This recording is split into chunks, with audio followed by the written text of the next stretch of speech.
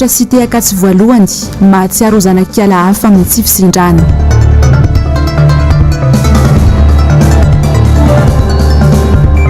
Seni Vaovao ahoana ny fahitany antoko politika azy. Tsy fandefasana ny fitopitsarany Apollo 21 amin'ny TVM sy RNM manatsindra voleny tany mpisolovavany Paul Rafanoarana. Mbola faly mifankahitanao atrana tanatin'izao fotoana ny fampalalam-bavaon'ny MBS amin'ny ity takariva ny Alarobia voalohany volana Desambra ny taona 2024 ity. Manolotra ny araba ary tomboko lasy tomboko vavy manasanao naraka ny fotoanany vaovao hatramin'ny farany.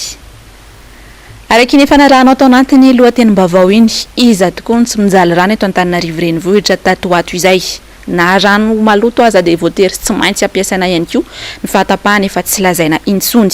Anisan'ny mijaly rano ihany koa ny eny amin'ny sity Akatso eny amin'izao fotoana izao. Tsy maintsy irosona araka izany ny fitokonana hoy izy ireo raha tsy misy ny vahaolana izy ireo moa izay efa niroso tao anatin'izay fitokonana izay omaly ariva. Ando Miaratina sy Mathieu Prince. Efa veritaona sy tapany izao no mijaly rano ny mponeny Akatso voalohany, indrindra ireo mpianatra monina amin'ny sité. Tsy nahita vahaolana izany hatramin'izao, na nisy aza ny fitarainana maro. Mitombo hatrany ny fahavoazana iainana isan'andro. Zarana misy rano ampiasaina andrahoana sakafo sy idiovana. Marobe rahateo ireo mpianatra monina eny amin'ny sité ka tsy maharaka ny filana rano. Tsy misy efa tsisy ny bendrano iray monja mantso no misy eny. Tany am-boalohany, isan'andro no misy manatitra rano eto. Amin'izao anefa, indray mandeha isa-tapa-bolana vao misy mamatsy. Mahatsiaro zanakiala hafa araka izany izy ireo manoloana izao tranga izao. Ka takiny sy ny fandraisana andraikitra aingana dia ny famatsiana rano isan'andro zany. Eo aloha zany ny jirama mahavita manatitra isan'andro. Na gaganay nefa tato anatin'ny ray volana zay ny jirama indray isan-kerinandro no manatitra ary tato ato dia indray isa-tapa-bolana.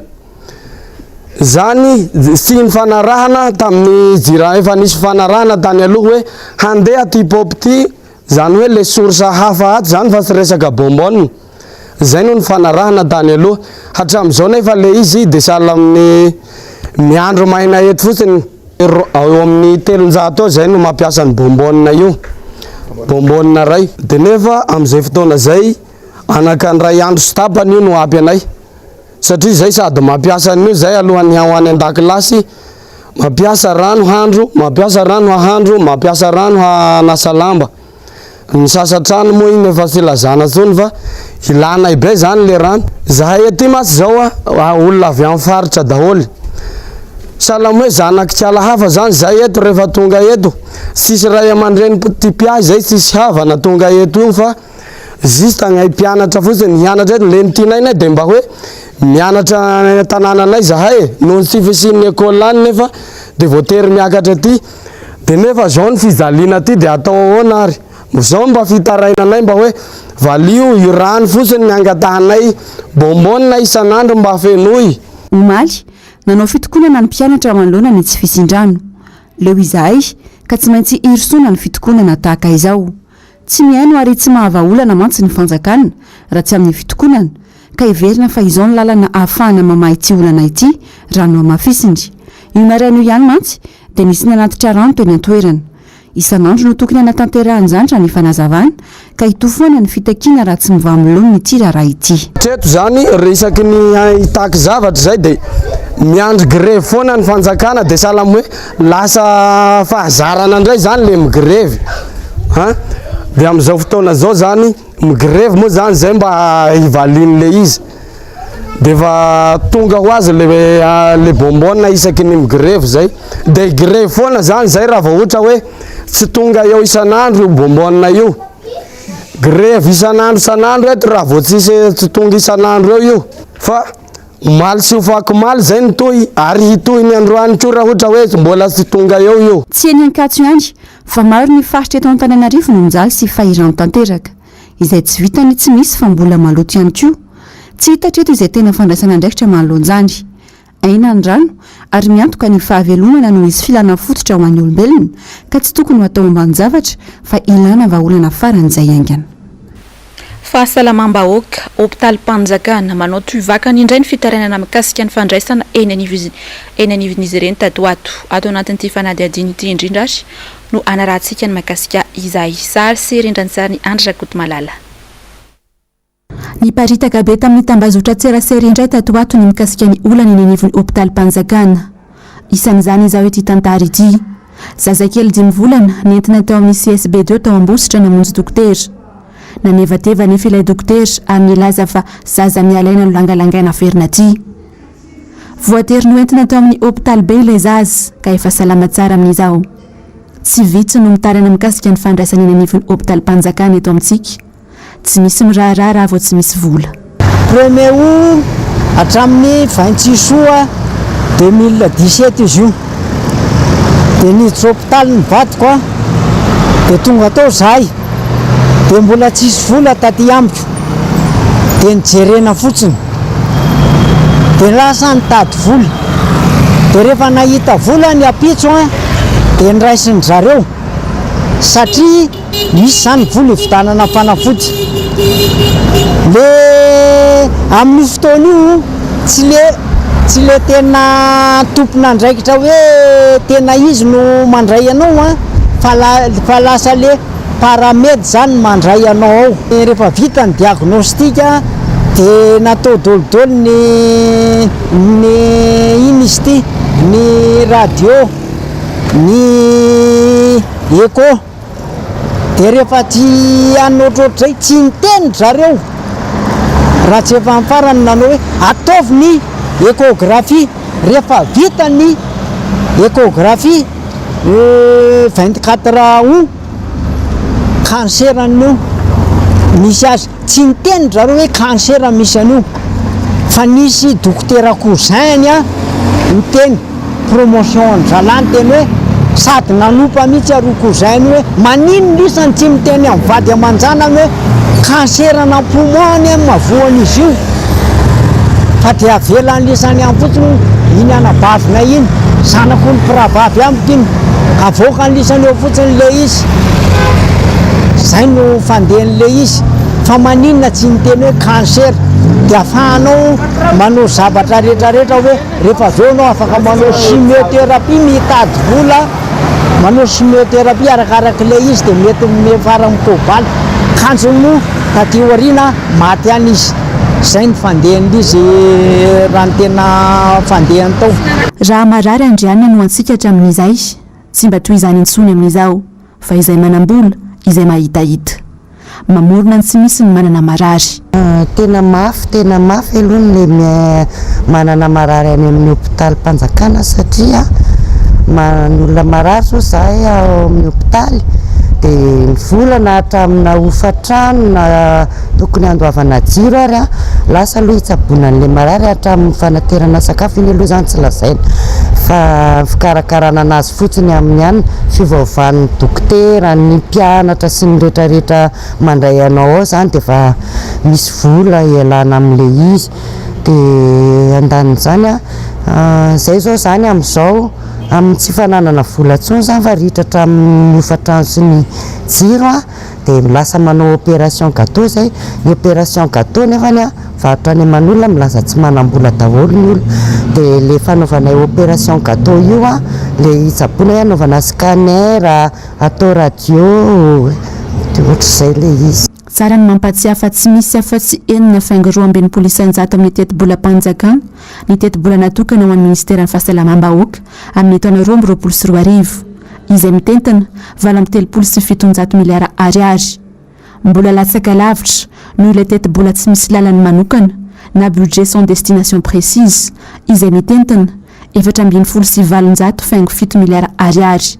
Sehatra izay mbola miaina anaty valana aretina tanteraka. Eo amin'izay lafim-baovao izay hatrany dia nankalazaina andro andy ny andro iraisam-pirenena iadina amin'ny valana iadina amin'ny tsimok'aretina VIH/SIDA. Nisy araka izany ny hetsika ara-pahasalamana no tanterahina tetsy Analakely nanamariana izany. Any Miaratina, Mathieu Princy. Manodidina ny arivo ireo olona vao marina fa nitondra ny tsimok'aretina VIH/SIDA teto Madagasikara tao anatin'ny enim-bolana voalohany tamin'ny ity taona 2024 ity. Anisany tena latsipatra izany ireo mpampanofa-teny, ireo olona miaraka mitovy fananahana. Vosikajy marefo kosa ny vehivavy mitondra voka, ireo mpitsindrona sy mpifoka zava-mahadomelina ary ny tanora raha ny fanazavana netiny teo anivon'ny komity nasionaly misahana ny ady amin'ny sida na ny CNLS. Atreto mifantoka betsaka amin'ny fanaovana fitiliana fidediavana ireo olona ny fampikasoka sy ny fanerasera tamin'ilay olona nitondra tsimikaretina ny paikady atao manoloana ity tranga ity. Sakana ny mbola fisian'ny fanilikiliana sy fanavakavahana ireo olona voa ka lasa mampihemotra ny olona ao fitiliana sy anantona tom-pahasalamana. Tsy misy afa-tsy ny fanaovana fitiliana ihany anefa no ahafana mafantatra sy miady amin'ny VIH sida. Napetraka noho izany ny index testing, ny autotest, dépistage communautaire, anamorana ny fahazoany rehetra manao fitiliana, afantarana ny toe-pahasalamany ka isoroany aretina raha tsy voa izy ary anarahany kosa fitsaboana raha mitondra ny tsimikaretina. Itsika rehetrarehetra na zana ianao io zany dia mbola tokony hiazakazaka anatin'ny fitiliana, mila fantatra mialoha ny toe-batany tsirairay. Dia izay zavatra izay zany mila atao ahafahanao mahafantatra ny toe-batanao ary raha fantatra mialoha koa tondra ny tsimikaretina sida ilay olona VIH moa zany ilay olona dia mba vita ny voatsabo aloha, marina fa tsy voatsabo tanteraka izy fa mba ho voatazona amin'ny ambanimbany ny tsimikaretina VIH ao anatiny ary ho avy ilay fotoana rehefa manaraka mitsakasandavana amin'ilay fitsaboana izy dia amin'ny fotoana io ilay tonga amin'ilay charge virale indétectable, zany hoe amin'ny fotoana io dia efa marina zany fa mety tsy hamindra intsony izy amina olona hafa. Misy karazany fitiliana ny VIH eto amintsika, dingana telo no tsy maintsy arahiny. Miabo avokoa ireo vao azo lazaina fa voa ary tena mitondra ny tsimikaretina ny olona iray. Toy ny aretina mitaiza rehetra, antoka lehibe ny fisian'ny fandraisana an-tanana raha medikaly azy ireo. Atreto ampitsara ny fanafody itsaboana ity tsimikaretina ity raha ny fanazavana. Mampiasa aloha tsika testa voalohany atao hoe détermine sensible, dia avy eo tsika mampiasa testa faharoa atao hoe inigol, testa spesifika fiantsoana azy, ary ny testa fahatelo STBiolène VIH, testa discriminant. Izy telo rehetra zany positif vao azo atao hoe séropositif ny olona ray. Raha sanatria zany ka positif le izy dia manana tsika fanafody. Iny fanafody hoanina marary maimaim-poana ty fanafody ty hita eny amin'ny hôpitaly any amin'ny médecin référent na CSB zay efa nahazo fiofanana dia mahazo misy an'ireto fanafody reto maharaka amin'ny fanafoditsika hatramin'izao. Ankalazaina androany 2 Desambra ny andro iraisam-pirenena hiadina amin'ny tsimikaretina VIH sida. Anisan'ny firenena nanamarika izany Madagasikara tetsy Analakely. Itsika maro no nentina nanamaria an'izany ny fantoka betsaka tamin'ny fampianarana, fampahafantarana, fanentanana, fitiliana, fandraisana an-tanana sy fanomezana fitsaboana ireo mitondra ny tsimikaretina, izay zava-dehibe tokoa ny afantarana ny olona mahakasika izany. Ary tafiditra indrindra anatin'ny loha hevitra tamin'ity taona ity dia ny hoe ndao hofanana ny tsy fitoviana, ndao hofanana ny sida, ndao hofanana ny valanaretina. Nahazo fafana vonjy maika ny rola namony telo mianaka nitondra moto teny Ambodimita tamin'ny alahady lasa teo. Androany no niakatra fampanoavana ny raharaha. Zendana ny fianakavian'ireo niaran-doza raha naheno ity didiny voaka ity ary ny nahagaga ihany koa dia nivadika ho lasa izy telo mianaka indray no nolazaina fa namono ireo roa lahy ary nitsoaka taorin'izay. Efa nazava sy hitapoky itam-pirenena nefa ny horonan-tsary ny paritaka tany anaty tambazotra tserasera izay nampiseho ny vonona ataon'ireto roa lahy ireto azy telo mianaka. Manoloana izany dia mangataka ny fitondram-panjakana hijery akaiky ny zava-misy ny fianakavian'ny aran-doza mba hampisiatra ny lalana velona sy hijery akaiky izao fitongelana nataony fitsarana izao. Misedra fahasahiranana tanteraka amin'izao ny tantsapam-boly Letshi ao amin'ny distrika ny Kongo ao noho ny faratsindalana voatery amidy mora ny entana satria zara raha misy mividy. Raha ny fanazavana isy solo-mavam-bahoaka iray any an-toerana dia amidy amin'ny vidiny 7 ariary ny kilon Letshi ao i Kongo amin'izao fotoana izao. Dia raha malala nefa ny fiakaran'ny vidim-piainana ka zary lasa miaina tanteraka anaty fantrana ny mpisehatra amin'ity vokatra ity. Mila olona tena vonona hitondra lavitra ny firenena isika fa tsy sanatria ambotry nefa mahantra tahaka izao. Hoy ny nambaran'ny mponina tany an-toerana. Ny tena marary ny vahoaka aloha tokony emasoana hohiatrany ireo mponina fa tsy fotodrafitrasa izay lazaina fa manara-penitra nefa tsy misy fiantraikany mivantana amin'ny fiainan'ny vahoaka malagasy akory. Any Mahajanga kosa indray dia drakaka mahery ny 20 kilao mbola velona sy misy fotaka no tratry ny foibe mpanaramaso ny jony tany amin'ny sena munisipaly ao Mahajanga faritry Boeny omaly fa 3 ny volana Novambra. Taoriny dingana fangalana ireo entana tsy ara-dalàna izay natria ny fiarahamonim-pirenena Komanga dia naverina tany anaty ranomasina ireo drakaka ireo. Raha tsy aivina dia tsy voaela akory izay no nahatrarana sy nanagiazana drakaka 200 kilao teny Analakely sy Isotry dia izao misy fahatrarana tany Mahajanga izao indray. Marina fa mbola mikatona hatramin'ny 15 ny volana Desambra izao ny tampitrandrahana ity azan-dranomasina iray ity. Any Antsirabe kosa indray dia lehilahy iray tsy salama saina no nianika tamina andro-jiro mitondra herinaratra 2 alina volta tany Tombotsoa Antsirabe no nisehony ity tranga ity androany maraina. Nikropaka ny olona teny amin'ny manodidina ka nitady izay fomba amonjena azy. Tonga teny an-toerana nanala ity lehilahy ity teo amin'ny andron-jiro ny tompon'andraikitra taorin'izay. Araka ny voalaza dia nifanandrify indrindra tamin'ny fotoana natapahan'ny jiro izay ifandimbiasan'ny faritra rehetra any an-toerana no nisehony loza fa raha tsy izay dia maiky laforehitra teny ambony andro-jiro teny ity lehilahy ity. Marina moa fa nahitana famaizana nateraky ny herinaratra ihany ny faritry ny vatany. Eo amin'ny maresaka iray sampirrenena dia miverina mirongatra indray amin'izao ny valanaretina Covid-19 any ivelany any amin'izao fotoana izao. Isan'ny tena lasibatra ao anatin'izany ohatra i France satria tao anatin'ny 420 ora monja dia nahatratra hatramin'ny 4 alina mahery ny tranga vaovao. Mialy rarin'ombana Manora Andray Malala. Miororo tanteraka ry zareo frantsay amin'izao fotoana izao manoloana ny fidanganisandreo olona mitondra ilay valanaretina Covid-19 any an-toerana. Tao anatin'ny 420 ora farany dia mitotaly 777 alina nisan'ny tranga vaovao tao amin'ity firenena ity raha mbola tsy nihoatra ny 3 alina mahery kely izany herinandro lasa izay araka ny antotana isan'ny voaka. 420 kosa ny trangam-pahafatesana tao anatin'izay vaim-potoana izay. Miaratsy ny toetra raha hoy ny nambaran'ny ministra ny fahasalamana frantsay Olivier Véran omaly talata. Mbola tsy nisy tranga tahaka ity hatramin'ny 9 aprily lasa teo izay tao anatin'ny fotoana tena nampirongatra tanteraka ny Covid-19 andiany fahatelo hoy hatrany voalaza. Raha omena ny fitambaran'isa dia mitotaly 7.7 tapitrisa izany isan'ireo olona mitondra ity valanaretina ity any Frantsany nanomboka tamin'ny fotoana nanombohan'ny krizy ara-pahasalamana tany an-toerana. Manoloana io fitombon'isa aingana dia aingana io ihany koa dia mitotaly 770 alina ireo olona manaraka fitsaboana ao amin'ny hopitaly any an-toerana ny ampy ireo marary vaovao 770 omaly talata. Izany hoe efa mihoatra ny 1 alina isan'ny marary zakan'ny hopitaly izany no tsaboana any an-toerana amin'izao fotoana izao tranga izay mbola tsy fahita mihitsy hatramin'ny 12 ny volana Septambra lasa teo. Naverimberiny ny ministra ny fahasalamana any an-toerana fa ny fanaovam-bakisiny ihany no fanefitra ahafahana mametra ny isan'ireo tranga misy fahasarotana na ny forme grave, ny isan'ireo miditra hopitaly sy ny sampana famelomanaina ary ny trangam-pahafatesana. Io vaksiny io no miaro ny firenentsika amin'izao fotoana izao ka izay no hanamafisana ny fanentanana hoy hatrany ny nambarany.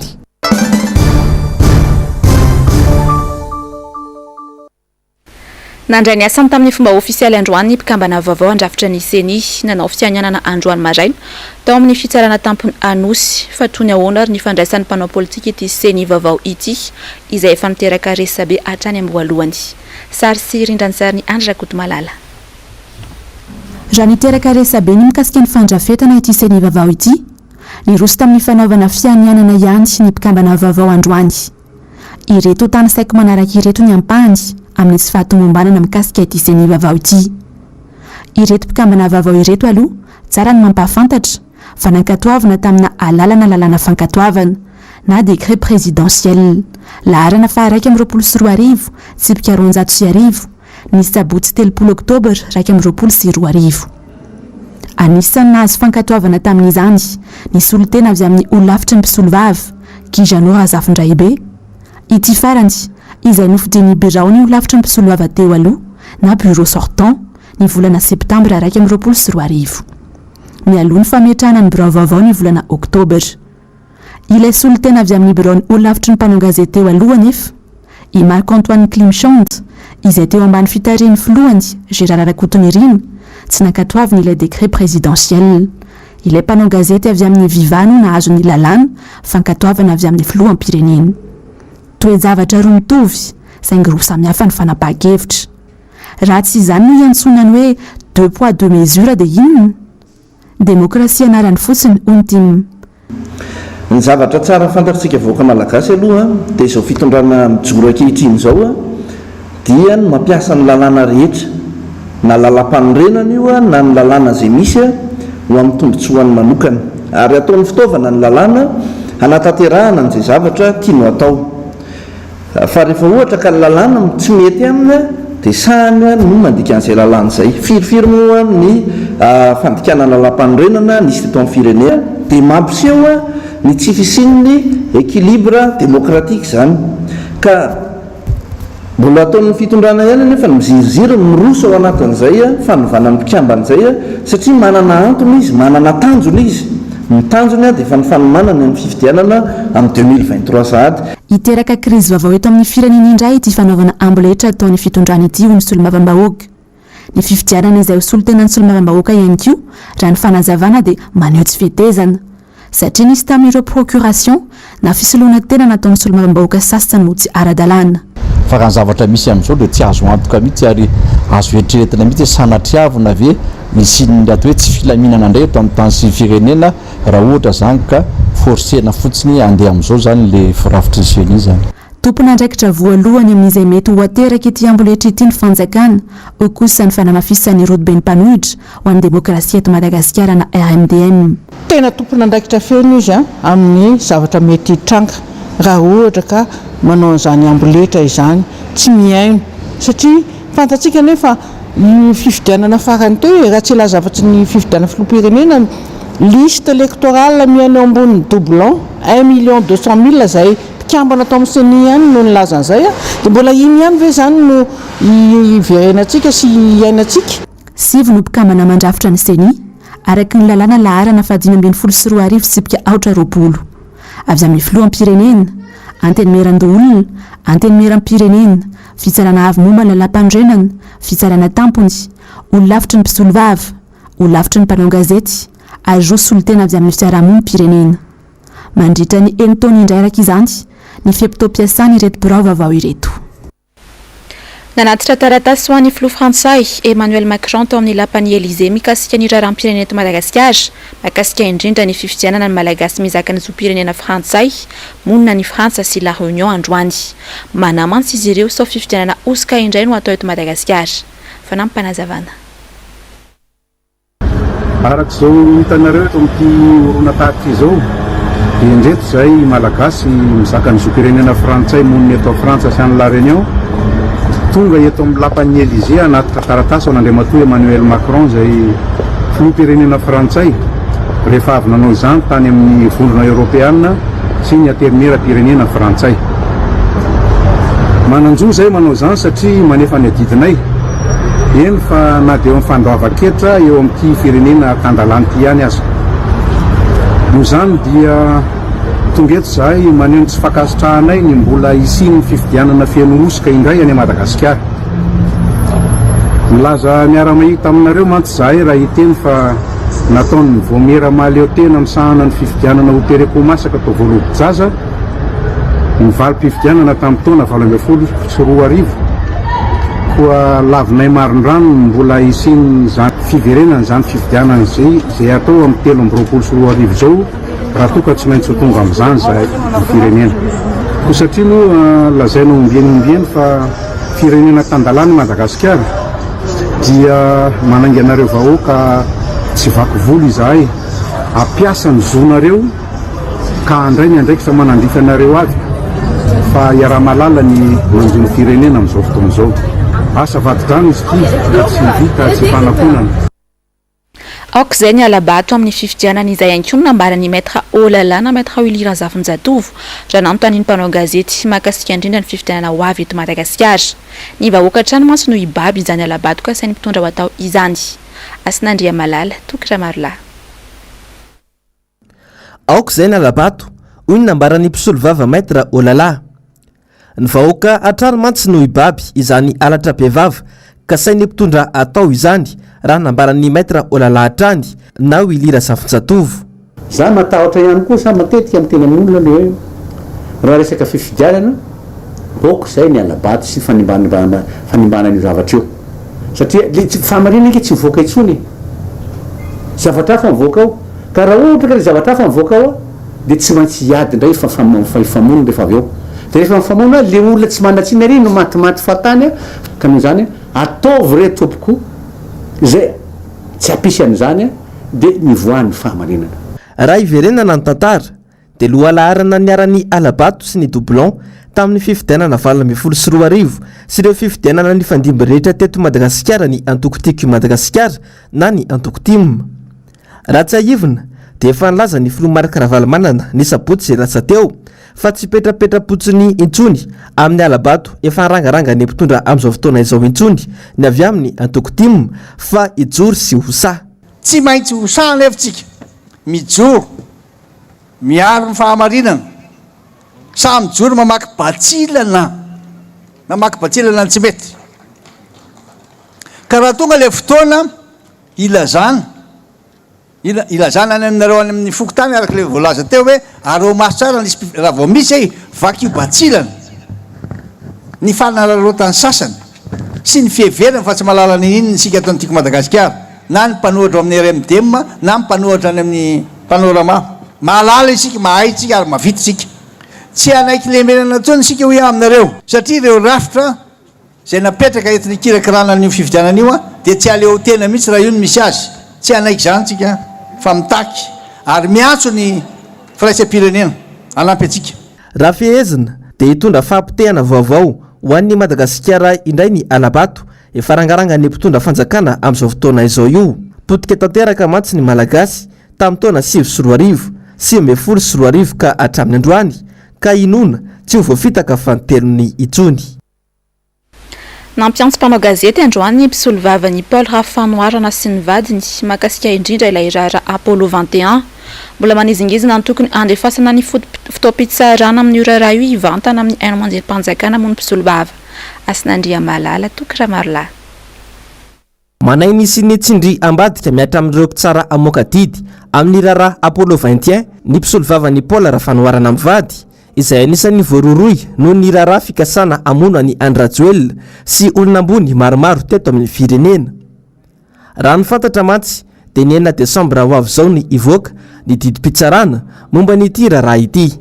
Fatahorana fahafantarana zava-marina ve sa moa ve efa misy tsindry-bokotra avy any amin'ny mpitondra ve sa misy faneriterana sady avy any amin'ny mpitory ve atao amin'ny mpitsara mba tsy hahafantarany vahoaka ny zava-misy dia atao maisimaisinao izy eny lazaina fa hoe audience publique ny zavatra eo ka azo otrena izy mba afaka niatrika ny zavatra eo 30-50 zay ve zay le vahoaka malagasy ne vahoaka malagasy mahatratra 28 millions izy ny tenin'izala sasany en statistique ahoana nafantara vahoaka hoe zavatra misy ao amin'ny salle d'audience kely hoe olona 50 no tafiditra ao tsia eny za mino fa raha mandeha io zavatra io ka tsy mandeha direkta dia tsy isy akory box na toerana anankiray natokana mpanao gazety sy ny chroniqueur judiciaire satria ilainy reny olo reny amin'ny raharaha ngeza be tahaka ny tony satria zao raharaha izao dia tsy maintsy hipetraka ihany koa ho tantara-pirenena ka noho zany le chroniqueur ny mpanao gazety dia ilaina mba hipetrahany tantara izy zao zavatra nisy teto amin'ny tany sy ny firenena. Raha tsy ahivina dia efa nisy teto Madagasikara ny fandefasana mivantana ny fotoam-pitsarana toy izao tamin'ny rarana fatesana anda tsy mandrava. Ny olany orinasa GMA ny fasarana ny vahoaka ny Anosy ary ny lafiny ara-toekarena anisan'ny songadina tao anatin'ny fambarana miara-manonja ho an'ny androany tateriny Nzavandremahefa sy Tahirinena. Miana anatin'ny tsy fisina tanteraka ankehitriny ny vahoaka ny Anosy Elville akoatra ny fikatona ny sistany izay miteraka ny tsy fisinasa ho an'ny ankamaroan'ny mponina dia sika nikatona avokoa amin'izao ireo orinasa lehibe nampiasa olona maro tany an-toerana.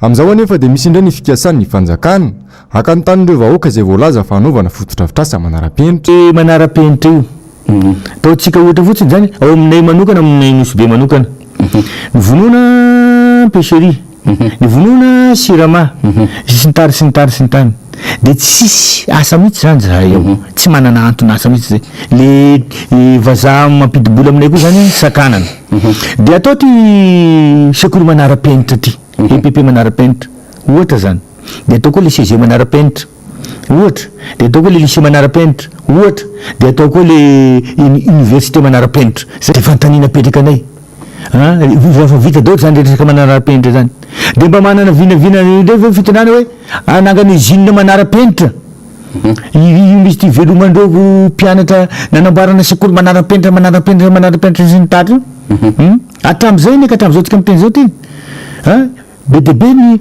mpianatra ny ankizy tafavoaka fa tsy manana anton'asa ka ina ny mamaika le sekoly manara-penitra ve sa le usine manara-penitra iasan'ny vahoaka le taloha efa tavoaka taloha tsy anasa de le zana atao ato amin'ny orinato koa andeho aizy reo ny mahagaga nefa ho ny mpanao politika alay andre amin'ny seza de mieritreritra ny ampiakatra ny arikarina fahobe ny mpitona fanjakana ankehitriny kanefa ny lahara-pamin'ny vahoaka aza tsy fantany akory de moinsety ny arikarenantsika am'izao fotoana zao io ny ataoko ka raha plus 3 izy raha afaka pitsa de lasa moins 4 zany mbola ambany ie zay aloha voalohany faharoa manangan'izany sarotra aminao ny asa miaraka amin'ny vahoaka anao fanoteneny koa nona maloto tsy mianatra ny zanany fa tsisy jiro amin'ny alina tsy maintsy zany aloha ny vahanovona raha vombola reo ny tsy vaovà de tsy afaky nilaza mihitsika fa mandeha makany amin'ny fampandrosoantsika ka aza manofy